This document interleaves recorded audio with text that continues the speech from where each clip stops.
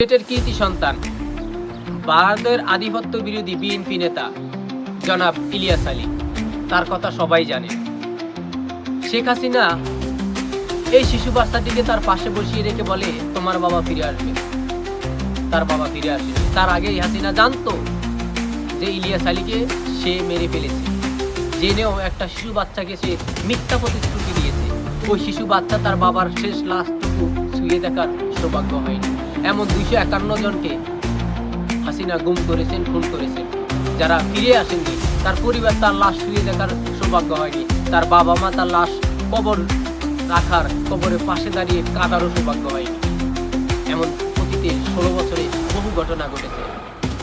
Even হাসিনার পতনের আন্দোলনের 2024 জুলাই আগস্টে 1400 লোককে হাসিনা হত্যা করেছেন, নির্বিচারে গণহত্যা চালিয়েছে।